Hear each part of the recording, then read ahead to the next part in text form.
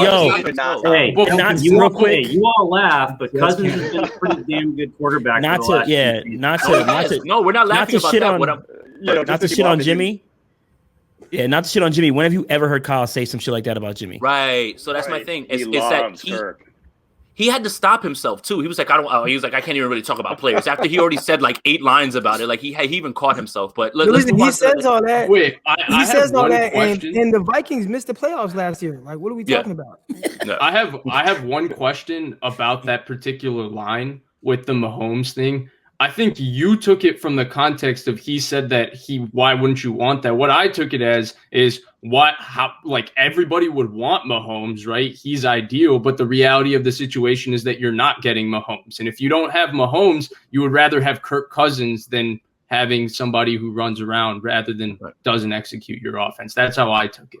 Right, absolutely. So we'll move on. We'll move on to the next one. So, the Matthew Stafford thing really was something because it was unprompted. No one asked him about, were you in on Matthew Stafford? That was the first name that came out of his mouth, right? So that sounded like plan A, right? Like the one he looked at viable, right? So that kind of confirms that, there was a lot of interest there, right? My question is, did missing out on Matthew Stafford actually help the 49ers in this way? Because now they have a chance to have a franchise guy. And, we'll go, you know what? Let's switch the order now. I'll start with Javi and then we'll go the other way around. Yeah, I mean, missing out on Stafford just makes you go back to other. I heard how he spoke about it. We look at this plan A. Plan A didn't work, so we moved plan B. Plan B didn't work, we moved plan C, and we're looking at how other ways to maneuver here. And they figured out other options. So, I mean, at the end of the day, would I have been happy with Matt Stafford? I think I'm with Vish on this. Absolutely, I would have been happy with Matt Stafford.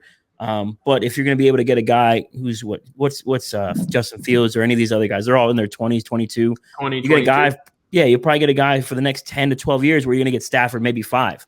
So right. you get a little bit more out of that. So yeah, I think doing that pushed them to make this trade. I think again, he said it. We looked at our last 4 years, and he was pretty stern how he said it. We looked at our last 4 years, and we're looking at the next 4. He doesn't want to go the next 4 or 3 losing seasons and his quarterback missing 2 or 3 years. You just can't do that. It's not sustainable. Kyle will be fired in 3 years if he stuck around with Jimmy Garoppolo and Jimmy got hurt 2 of the other 3. That's just that's how it would go. So yeah, making this trade, and we talked about it. I think we all talk about it together individually when we speak to each other. The Niners need to take a big swing, and they did it. If you're going to go out on your sword, and you took a big swing, you sent off 3 picks total to get up to 3, and you took a chance. So I'm just happy they actually threw some balls and took a chance. Absolutely. Croc, talk to me. Yeah, it definitely prompted the trade, but I think it was a combination of not just Stafford, but Watson as well. Like he alluded to that, he was again, like we said earlier, or I said, we were all just saying the same things, come up with the same scenarios. Stafford, he's available. Like, are they going to get him? Oh, dang, they don't. Watson, he's available. Are they going to do? Oh, okay, he's being weird. Okay. So now the only option is, okay, I got to trade up. Like, I'm saying? I got to trade up and I got to make this happen. So I think it kind of happened in that order as we were kind of discussing all the moves. I don't think it was anything that was like, all right, this is, if we don't get Stafford, we're just moving up. Or like, I think it was just like, this is what we have to kind of do to make a change at the quarterback position. For sure. Rich. And I think they would much rather have Stafford. I think they would have rather had Stafford at a decent price than have to give up all that for the unknown with a rookie. For sure. Rich. Yeah, I still think it was their plan C at this point. I think they were probably a lot more in on Watson than we want to think. And then obviously, I already said it, but everything he's dealing with is kind of put that to the side for a lot of teams probably right now. So I don't think it would have taken what the Rams gave up, because the Rams had to obviously shed Goff's contract to get him. But I do think that it probably factored into it a little bit. I mean, they've been tied to at least quarterbacks this offseason so far, it seems like. So we know that they were looking for every possible avenue to move up in the draft or acquire a veteran of some type of, close to elite caliber. So That much was for certain. How, whether or not they said, well, in January we didn't get Stafford, so we're going to trade up. I mean, I don't think they knew that for sure, but they were trying, at least for the previous 8 weeks. So it probably factored into it somehow, but how much I'm not sure. Right, absolutely. Grant. I would think Watson led to this more than Stafford. Maybe they were involved in both, but it seems like maybe the fact that Watson was hanging out there made the Niners not pursue Stafford that aggressively. Like, why overpay for Stafford when if we lose out on that, we could go get Watson and he's even better. So it seemed like maybe Watson was plan A, and then once that fell apart, what are your alternatives? To me, this is a very aggressive trade for a quarterback that they don't know is going to be great. With Watson, he's great. With these guys, you think Fields will be great or Wilson or whoever, but you just don't really know. And so it's a very aggressive, like if it's plan C, then you could argue it's kind of a panicky move. It could work out. It's just interesting. Yeah. Al? Yeah, the worst kept secret. No, Croc, go ahead, bud. Yeah, were you going to say something, Croc? All right. I have a question real quick about that. So based on how he says he likes his quarterbacks and everything, if Watson was plan A, that kind of goes against everything that we've thought of him as like what he wants in his quarterback, because Watson isn't somebody that's going to hang in there and go. And he passed on Watson once. He already passed on Watson once. Yeah. But even what Watson is in the NFL, like with how good he is, it's not like he's not somebody, I'm just going to stand in here. He starts moving around and he's not going to execute. Obviously, he makes big plays, but I just find it like curious that he like for everybody saying like, oh, this is what he wants.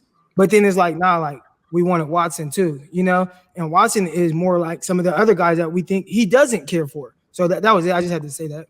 No, you're good. Yeah. I just, go ahead. The worst kept secret in the NFL this year is that the Niners were looking at quarterbacks. People can deny it all they want to, but it seems like everybody was available. The Niners were looking at or interested in or whatever it was. And yeah, Stafford was interesting to me because they clearly had a price that they put on him that they didn't want to go over. It sounded like they didn't want to give up that 12th pick. So they liked him, but they liked Stafford at a price. And then with Watson, obviously what is happening right now. So it takes him out of the equation. But just to get him, they were going to have to put a Godfather offer together, which is what they did for this pick too. So it was interesting that they had a price on Stafford. For Watson, I'm sure they would have given up multiple ones, and it turns into, this pick. And like Grant said, you go from having two sure things to look. We may love some of these quarterbacks, but how many quarterbacks end up being good in the first round? Usually it doesn't work out, which is a little bit scary. So they're taking a risk. They are. And we, we all believe that if you get the right guy with Kyle, and everybody says that, but that it can work because of the system that you're going into. So he can make anybody really at least look decent, maybe except Nick Mullins, but anybody with any kind of talent, that he can at least make look decent. So we're hoping that. But yeah, I definitely think, look, they ran out of avenues. Stafford doesn't happen. Everything happens with Watson. Now where do they go? Do you go to Sam Darnold? Did you have any interest in Carson Wentz? Where were they going to go? This was probably the only avenue. There's obviously someone they really like, and they felt it was worth it to put 3 ones together. We'll see if it comes to fruition. It better.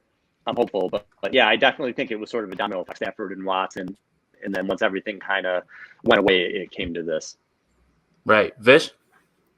Yeah, I mean, this topic hits home a little bit. I mean, it does. I put it in there. I didn't really want to we were talking about it in Clubhouse, and I put it out there. I didn't mean to throw it at you. It's a good thought process because, like Akash would tell you, KP's mentioned the same sort of sentiment on this as well too. But it's just an interesting discussion. So go ahead, Vish.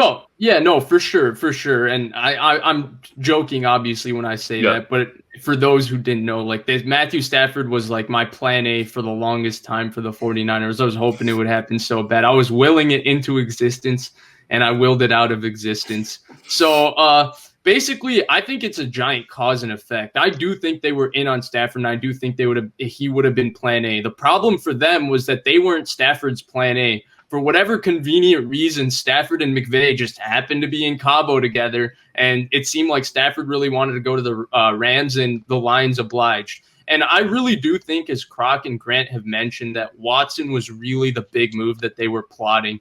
I think that's what was happening. I think that's why they were so quiet. They brought everybody back, which was something, again, We had all talked about at different times that we thought Jimmy Garoppolo's contract would be something that would be difficult for them to overcome to bring everybody back. And they also mentioned they were surprised that they were able to bring everybody back and have this roster. I really think they were gearing up to make a big push at Watson before the draft, and then this entire messy situation happened. And that's where I think they pivoted and they started getting this, and they started going to their plan, as Rich called it, their plan C, which was trading up. And that's why I think the timing lined up this way, because they wanted to make sure that by the end of this offseason, they were going to get their guy. And now getting their guy has to be to get up to the number 3 pick and get their quarterback. And then before you send it to Akash, I did want to say one thing about what Croc said. And I think that the thing he said about Deshaun Watson actually lines up exactly with what Kyle mentioned in his press conference. And the thing with Deshaun Watson is,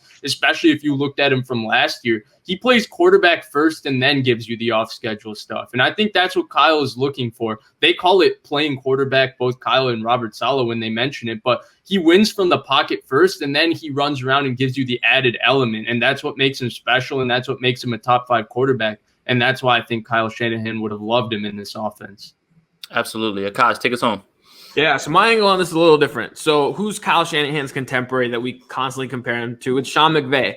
Right. And I think all of us would rather have Kyle Shanahan than Sean McVay. But Sean McVay's record in the first 4 seasons has been better than what Kyle Shanahan has put out, right? They've made the playoffs three times. They've been to a Super Bowl. They've hosted a playoff game. They won a playoff game this past year. And Kyle Shanahan's had 3 losing seasons. And what did Sean McVay do? He didn't settle with Jared Goff and thought, okay, let's just run it back. Let's fix other holes we have. No, they got aggressive, and they took a swing for Matt Stafford. And so Kyle Shanahan probably looks at it and is like, hey, I got to play Russell Wilson 2 times a year. I got to play Matt Stafford 2 times a year with Sean McVay, Kyler Murray 2 times. Like at some level, I've got to upgrade at quarterback too. And that probably, I think, made them a little bit more aggressive in their pursuit of Watson.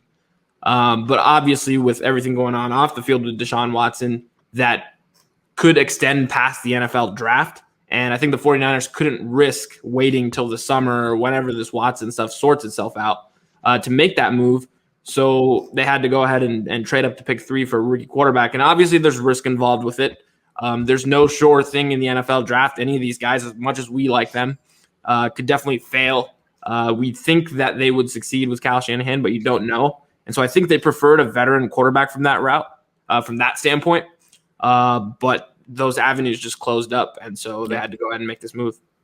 Yeah, and I mean, it's clear, it's evident that this front office was looking to upgrade based on just health, and then you're talking about play also as well too. But I do agree with Akash that it was a bit of an arms race when it comes to the NFC West. Now, you're talking about facing Stafford twice, you're talking about facing Kyler Murray twice, you're talking about facing Russell Wilson twice, and that's the thing. I think that at this point they were already in the business of trying to upgrade the quarterback position.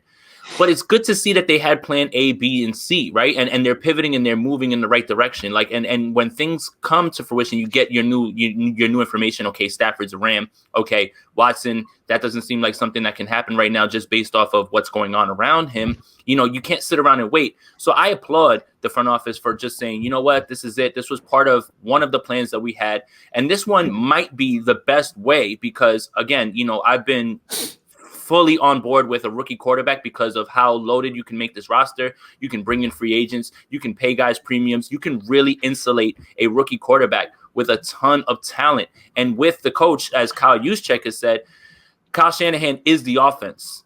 If Nick Mullins can throw for how many yards and be mentioned amongst Andrew Luck and Patrick Mahomes, why couldn't you see a rookie quarterback doing something like this? And also, while giving your team flexibility to bring guys back, sign free agents, and really keep a top 3 roster at that place. And that's really Rich, where the knock it off. What we Rich, do is stop doing that. is it on Twitter now? Stop doing that. All right, look.